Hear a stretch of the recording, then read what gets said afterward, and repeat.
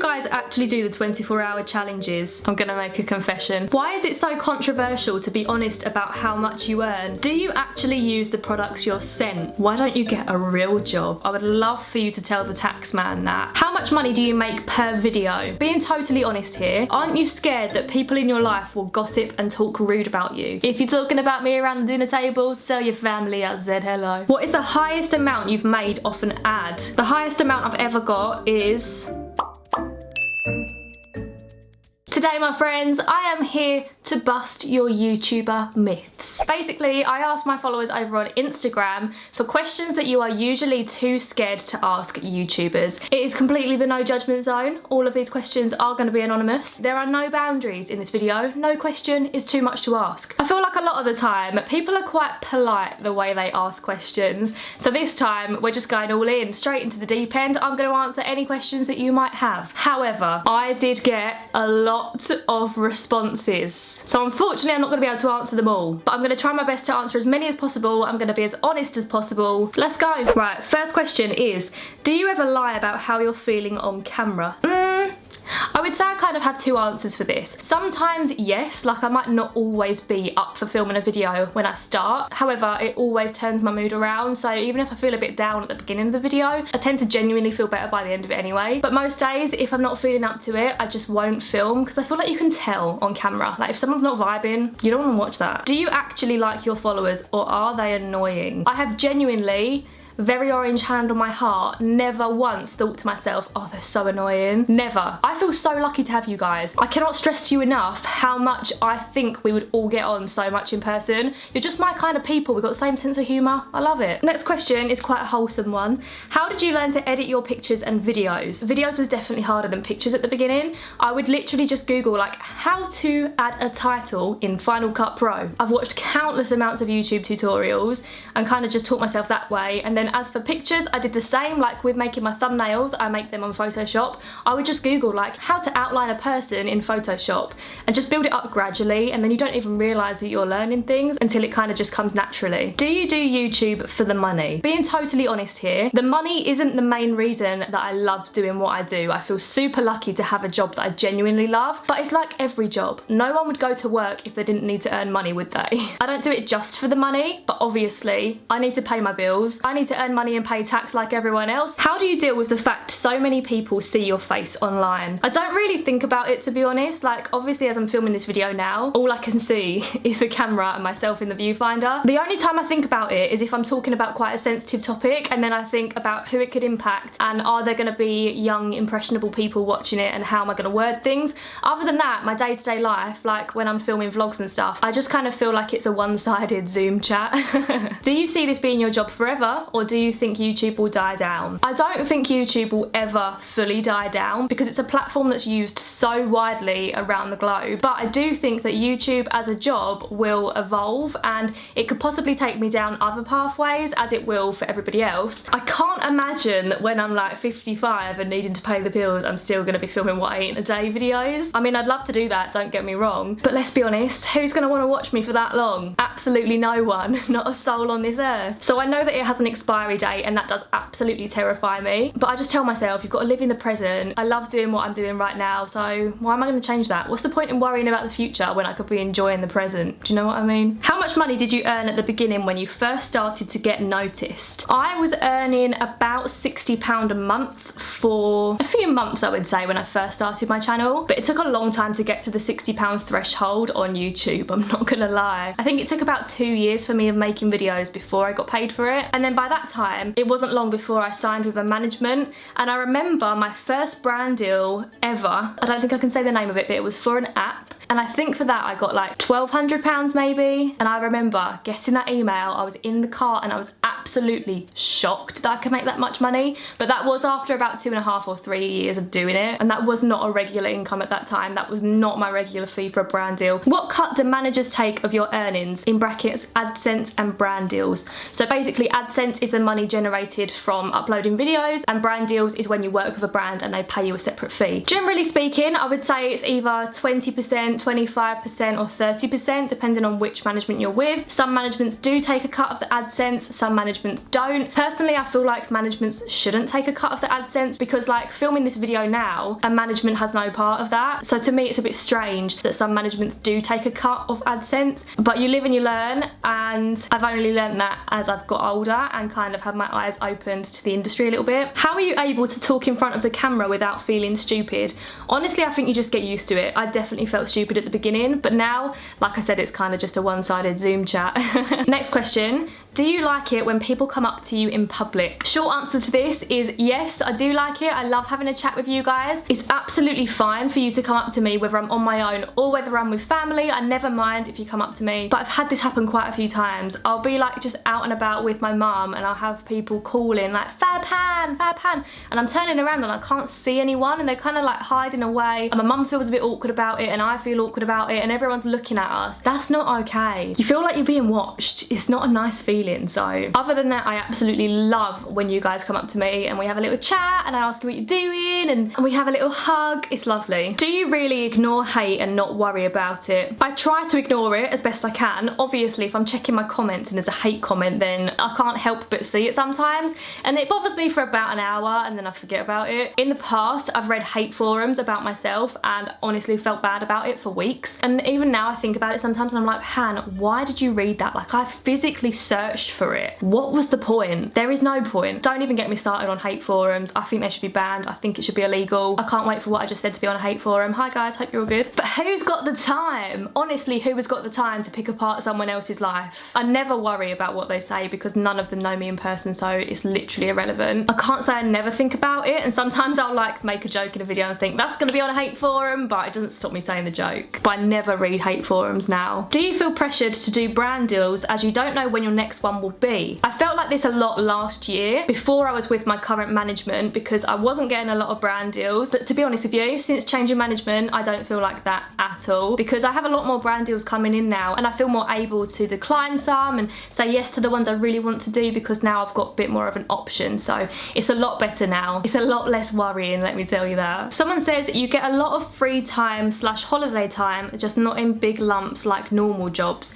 Yeah, I would say that's kind of true. Like, I'll probably have a day off here and there, but most of the time, unless it's a family holiday, when I go away with friends, I'm still filming that and editing, so I wouldn't class that as holiday time even when I am on holiday with friends. It's one of the perks of being self-employed, but that kind of goes for any freelance self-employed person. Do you ever just ignore viewers' comments? It depends what you class as ignore, because I would say I read probably 90% of my comments, but if I was going to reply to every single comment, it would take me so long. I am very, very grateful for anyone who takes time to write a comment on one of my videos, because you could be spending your time doing anything and you're actually wanting to interact with me. So I don't know if you would class me reading a comment and not replying as ignoring it, because I don't intentionally think, oh, I'm not going to reply to that. I just read through them in bulk, if you know what I mean. Most of the time I'll reply if there's a question, or if it's a really lovely comment, or if it's like something that particularly makes me feel happy inside. I want to let you know that it's made me feel like that. What is the highest amount you've made off an ad? I'm just going to tell you this because I feel like no one ever answers it. It might shock you. Lots of YouTubers watching this will think, is that it? Blows my mind that people think that. The highest amount I've ever got is £7,700. That wasn't just for one piece of content, no. That was like for a few. How much footage on average do you edit out? I would say on average,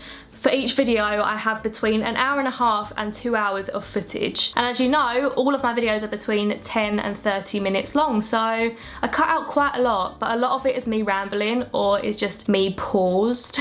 Will you delete YouTube when you're older? I don't think I will ever delete my channel because I want to look back at it when I'm older. Even if I'm not making videos anymore, I want to look back at my teenage self and be like, oh my god, my eyebrows were horrific. Would you say you're closer to your YouTuber friends or in real life friends? Personally, I'm closer to my in real life friends. I think that's just because I see them more, I talk to them more. I find that with YouTube friends, the conversation tends to be about YouTube, but with my in real life friends, I like talking to them about their jobs and their relationships and my private life and things like that. I think I'm a bit more open with my in real life friends. Do you get freedom when it comes to ads, or are brands very strict on what they want? Some brands in the past I've worked with have been very strict and they are always the ones that I enjoyed in the least. Other brands are super open. Like at the minute I'm working with Vision messaging direct over on Instagram, and they literally say to me, right, Han, we're going to work with you for the next 3 months. Here's a list of all the key points that you can choose 3 that you want to talk about. Do whatever you want, run with it. I love it when a brand gives you creative control and they trust you and they trust that you know your audience and what's going to work well. Okay, this is interesting. Someone says, how do you organise collabs? Are there contracts involved? For me personally, whenever I've done a collab, there has never been any kind of like contract being involved. It's always been with friends and we're just kind of like, hey, got this video idea, do you want to do it? I mean, I'm sure there probably are some like massive YouTubers in America that have contracts involved and stuff like that, but nah, it's just me and my mates. How do you think you'd cope in a regular job after having such a chilled schedule? Honestly, I think I would struggle to adjust to it. I like to think I'm quite an adaptable person, but the reason I think I would struggle with it is more like mental health wise. If I'm having an off day, I can just take a morning out, I can chill out for a bit, I can do a bit less work that day if I'm not feeling up to it. And I know a lot of people would say like, oh, it's the snowflake generation, and I hate that term because I think if you can look after your mental health, why wouldn't you? And I feel super lucky to be able to do that because I know in a regular job you kind of just have to get on with it. So I think that's what I would struggle coping with the most. I know I joke about it, but I would definitely be able to get used to getting up early and going out to a job and things like that. How much money do you make per video? Everybody's channel is different, and obviously you're always earning from videos. Like my most viewed video is still one of my highest earners to this day, even though I uploaded it about 4 years ago. But I would say I earn generally between, it's in dollars, so between $150 and maybe $350 per video within a month's time frame. It might continue earning more than that. How do you think of new content every week? Honestly, I don't. Starting the lockdown vlogs has really helped me out because 1, I love making vlogs, 2, you guys love seeing just my day-to-day life, and 3, it's one less video idea for me to think of a week. So generally speaking, I upload twice a week, so one of those uploads will be a vlog and the other one will be like an idea that I've got to come up with. There's trends that go around YouTube. You could hop on a tag, you could do a haul. I've planned my videos every week up until September now, but I kind of use that as a backup plan. If I can't come up with an idea, I'll look at my schedule, see what I did have planned originally. If I'm feeling the vibe, I'll run with it. Can you get out of working with a brand if you find them hard to work with? I actually don't know the answer to this question. I was shooting a campaign a couple of weeks ago and I just couldn't get the shot right, and half of me was like, Han, just drop out, like you're not going to be able to do it. It wasn't the brand being difficult, it was me not being able to do the job right.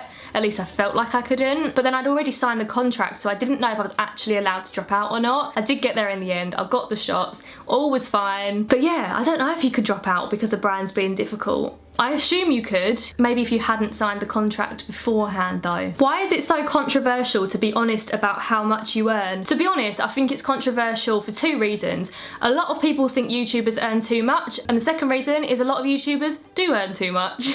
It's controversial because a lot of people assume that YouTube is a really easy job. So I completely understand if you're working a lot of hours in a week and you watching the video are a really hard worker and you're getting up early and you're finishing late. If you then sit down and watch a YouTuber say, oh, I earned 10 grand for this brand deal, you'd be like, what the hell? So I think that's one of the reasons why it's a bit controversial, because YouTubers know that it looks like an easy job from the outside. Even if they're earning a tenner, someone's going to say they've earned too much for doing that. Do you know what I mean? There's always going to be controversy around having YouTube as a job. But like I said, some YouTubers do earn too much, and I think deep down they know that. I'm not saying it's the hardest job in the world. It has got long hours and you do have to have a specific skill set to do it. But another question was, do you think YouTubers earn too much or not? I think a lot of people forget that you're a one-man band if you're a YouTuber. Some people do have editors and things like that, but for the most part it is the YouTuber coming up with the ideas, filming it, getting all the supplies they need to film it, editing it, uploading it, replying to comments, negotiating brand deals with or without a management. You are your team of people. So to a certain extent I think YouTubers are paid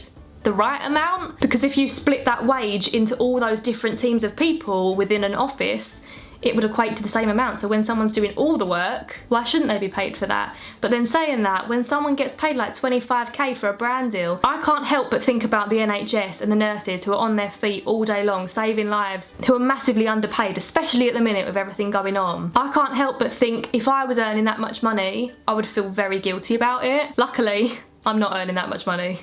Is that lucky? Do you earn more than 10k per video? I wish. Whew. I'll be doing my weekly food shopping, Waitrose. But anyway, the next question is, how did you get to know your manager? Was she your friend before or something like that? No, I actually didn't know my management before I signed with them. The first time I met them was at Emily Cannon's 1 million subscriber party, because she signed with the same management as well. So I went to a party, I was just vibing. I went with my friend Alex as well. Alex Hoban is also signed with the same management. So Alex was like, oh Han, this is my management, they really want to meet you. That's where I first met everyone. We went for cocktails after the party. We all got on really well. And then we set up a meeting for the following week and we decided that we were going to work together. Does it get awkward going to events when you barely know anyone else there? Absolutely, my friend, absolutely. I'm quite good at talking to people, but when you walk into a room of girls wearing the most beautiful dresses with heels and so much makeup, there's more filler in the room than on a building site. It's intimidating, to say the least. Not to say that if you've got filler, you're an intimidating person, but you know what I mean. You know when you just know that people have got their friendship group and you're not their kind of person? That's happened to me at a couple of events where I've just felt very out of place, but I've started to only go to events with someone if I know someone there, because I just feel a lot more comfortable. And why do I want to put myself in a situation where I feel uncomfortable and awkward, because then I'm not going to be the best version of myself? Do you think you will be rich and famous because of YouTube? No. I wish. I mean, you never know what's going to happen. Maybe it will take me down a pathway where I'll become rich and famous and ever so glam. I can't see myself ever being a particularly glamorous girl though. I don't want to sound like I'm on some moral high ground, because I'm definitely not. But genuinely, being rich doesn't motivate me at all. What motivates me is the fact that I will be able to provide for a family one day. As long as I'm comfortable with my earnings and my family are happy and healthy and I'm enjoying my job, I really don't care how much I'm earning. It would be nice to be rich. Yeah, I'd rather cry in a Lamborghini than in my Fiat 500, but at the end of the day, still going to get me from A to B. This kind of grinds my gears. Do you feel guilty how much you earn for 10 minutes of work, in brackets an ad? I have never done an ad that's taken me 10 minutes. Not once. Like I said before, it's a one-man band. I personally have never felt guilty about how much I've earned. Whether it's been a lot or whether it's not. I'm a poet and I didn't know it. Most of these questions are, how much do you actually earn? How much do you get paid? How much money do you actually make? Genuinely 50% of these questions say that. Like I said, between $100 and $300 per video. I upload twice a week. There's 4 weeks in a month. I can't be bothered to do the maths, but you can do it if you want to. That's from my AdSense, and then I would say I do 1, 2, maybe 3 nowadays brand deals a month. One thing I wouldn't advise doing is Googling how much a YouTuber earns, because I never once have seen the correct figure on any of the websites. Are you scared that a YouTuber will get offended if you do a video like they've already done, like trends, etc.? I don't really get scared, because if I know who's created that, then I will always mention that and credit them. I will at the very least put them in the description. Like for example, when I did the assumptions video a few weeks ago, I didn't know that Byron had started that trend. Someone let me know in the comments, so of course straight away I put it in the description. If I had have known, of course I would have credited Byron in the video. I do think it's out of order when people knowingly don't credit, because it's quite difficult to come up with original ideas. I don't really like the word copy, because personally if someone was to do a video that I created, I would find that a massive compliment. I get buzzing when someone hops on my trend. Someone said irrelevant, but did your neighbour find their dog? Yes they did. If you watch that lockdown vlog, Teddy the Chihuahua has been found. Happy to announce. Do you ever feel jealous of other YouTubers? 95% of the time, no, because I know that everyone shows the best parts of their life online and that's it. The only thing that gets me a little bit down, I'm gonna be honest, is when I'm watching a video and a YouTuber says, oh, I'm working on this really exciting project, I can't wait for you guys to see it, I can't tell you anything about it yet, but I've got these really exciting things happening. Sometimes it makes me feel a bit bad about myself, because especially if I haven't got a secret exciting project that I'm working on, I think, why aren't I doing anything exciting? I feel like I'm failing myself. That's the only time, I wouldn't say I feel jealous, but I compare myself to other YouTubers and I'm like, I should have something else going on. The worst question that I get asked is when people find out I'm a YouTuber and they're like, oh, what are you working on then? And a lot of the time in the past, obviously before Candid was created, I'd just be like, just making videos. That is my job. That's what I'm paid to do. I'm just doing my job. Might not have anything extra going on, but I'm doing my job. And that's not a good enough answer for a lot of people. Do you feel embarrassed when other YouTubers do questionable things? Absolutely. It is so embarrassing, because it creates a bad name for YouTubers on the whole, and we're already in this constant battle with traditional media where they don't think that YouTubers are enough and that it's not a real job and it's easy and it's for kids and only kids watch YouTube. And that's just not the case. So when these bad eggs make the reputation even worse, it makes me even more embarrassed to tell people what my job is, because I know that they've probably already got an assumption about me in their mind. Pros and cons of being famous. I would never consider myself famous in the slightest, but I know what you mean. I guess YouTubers are kind of like in the public eye in a sense. Pros, I would say on a night out, when I meet a viewer, it is a great time.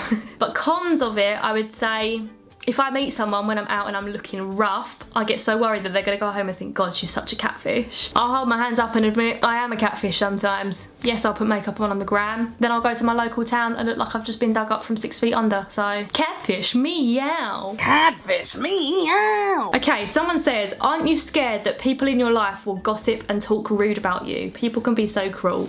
Do you know what? I would love to hear people's conversations about me that I went to school with. Well, I would love it and I wouldn't, because I feel like it would be mostly negative things that they've got to say. But I do wonder like whether people I go to school with still watch my videos now, and if they've had conversations with like their families around the dinner table, like, oh yeah, this girl I used to go to school with does YouTube. I wonder what they say. It never worries me, like I don't really care what they say, but I would be so interested to hear. For some weird reason, no one ever wants to congratulate someone else. I do find it strange, but each to their own. If you're talking about me around the dinner table, tell your family I said hello. Are you always 100% proud of the videos you post online? Not 100%, no. Sometimes I upload a video and I feel like it's a bit boring. Mostly my vlogs, but I also think that's because I've lived the day, I've filmed the day, I've edited the day, I've watched the day back at least 3 times to make sure it's all alright. By the time I upload it, I'm bound to think it's a bit boring and be like, oh God, she's talking about this again. But that's because I've seen it so many times. I never really watch someone else's vlog and think it's boring, because I love seeing other people's lives. But I wouldn't say when I upload it, I'm like, yeah, I'm so proud of this vlog, because a lot of the time I'm like, God, is anyone gonna actually like this? But then you guys do like it, and then I'm proud of it after. Do you actually use the products you're sent? Not all of them, no. Obviously, I feel super lucky that I do get sent even any product. Like the fact any brand wants to send me their product for free is insane. But sometimes a brand will send me like every shade of foundation. Obviously, I've only got one face. It depends on what the product is. If I absolutely love it and I'm like so buzzing and I'm wanting to try it, then I will keep it. But if I open it straight away and I'm like, I know I'm not gonna get the use out of that, then I donate it to a local women's shelter. I would say I donate to them every couple of months. I like build up a collection for them. Other things I'll give to my friends. My mum gets quite a lot. I get sent quite a lot of anti-aging products. I don't know why. I'm 21. But my mum loves them. So no, I don't use all the products, but I'm very, very grateful for every single one of them. And every product I get sent gets put to good use, whether it's by me or whether it's not. I think brands understand that though. They know I've only got one face. Someone says, why don't you get a real job? Well, if this isn't a real job, I would love for you to tell the tax man that. Because if I'm not working, I shouldn't be paying the amount of tax that I have to pay. Am I being scammed? Do you think that YouTube will get you your dream career, such as presenting? Is it realistic? First of all, I don't know a YouTuber that doesn't say they want to go into presenting, and obviously we can't all do it. I personally would love to make documentaries, kind of like Stacey Dooley style.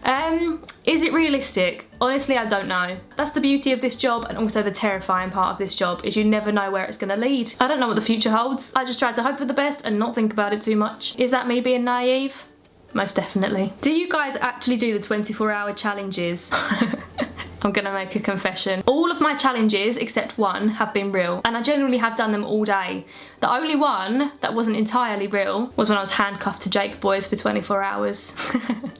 I mean, I feel like you probably know that. I can tell you now, any handcuff challenge on YouTube is not real. It is physically impossible to sleep next to someone and actually go to the toilet in front of someone with handcuffs on. I mean, Jake did go to the toilet in front of me, but I did not go to the toilet in front of him. And I've never done it myself, but my best bet would be that 24 hours in the car are also not real. When do they go to the toilet? Just saying. Oh my God, I'm not even halfway through the questions yet. I feel a bit stressed. Have you ever tried to be friends with someone as they have a lot of subscribers? Absolutely not. I think it's laughable. Most of the time, in fact, all of the time, I don't know how many subscribers anyone has got. I could barely tell you how many subscribers I've got myself. In fact, I actually went up to this girl once at an event. It wasn't even that long ago. And I said, oh, do you do TikTok then?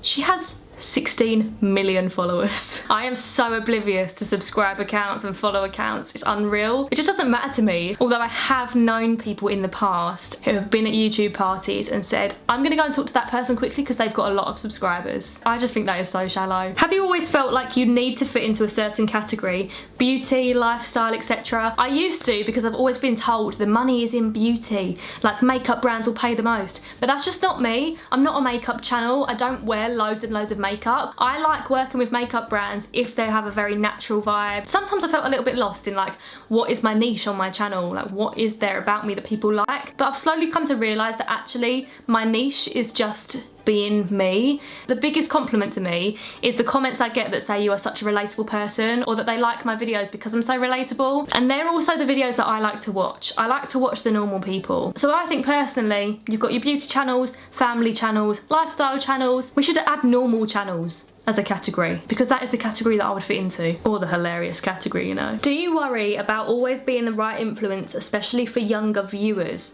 Sometimes, yeah. That's the only thing that I consciously think about sometimes. I don't tend to think like, if I joke about this, someone could find it offensive, because I don't really have an offensive mindset. But what I do think about is someone younger watching this could take this very literally. I've even been told in the past by like my mum's friends that their daughters didn't make the bed because they saw in one of my vlogs that I hadn't made my bed and things like that. So sometimes that does feel like a little bit of pressure, but I think as long as you're a nice person and you present yourself as a nice person, that's only going to be a good influence. You can't restrict what you say too much, because at the end of the day, if their parents don't want them to watch certain YouTubers, that's down to the parent more than it is the YouTuber. I don't think everyone should have to censor themselves because of younger viewers. I just don't want to get into their mind. Do you know what I mean? I don't want to psychologically damage them. Imagine that. A fab hand trying to have a bit of a laugh and it all goes Pete Tong. Oh god. Does having YouTube as a career take its toll mentally?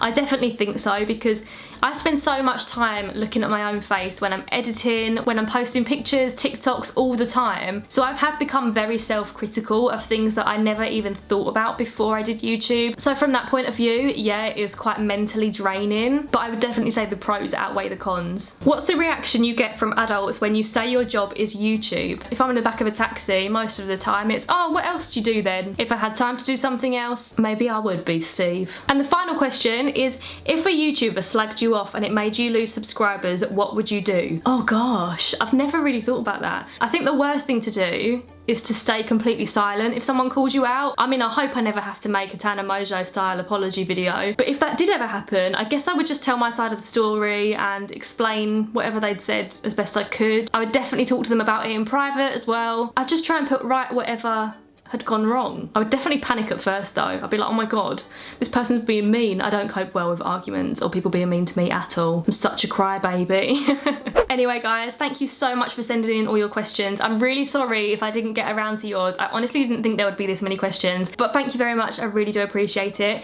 If you enjoyed this video, be sure to give it a big thumbs up, and if there's any questions that I missed out, let me know in the comments down below and I will try my best to reply to every single one. Do subscribe to see my future videos. The next video I'm going to post is one that I've been filming all week and I literally love it. It's been so much fun, so stick around to see that. But anyway, thanks for watching. I hope you're all staying safe and keeping sane, and I'll see you again soon with another little video. Bye guys, love ya.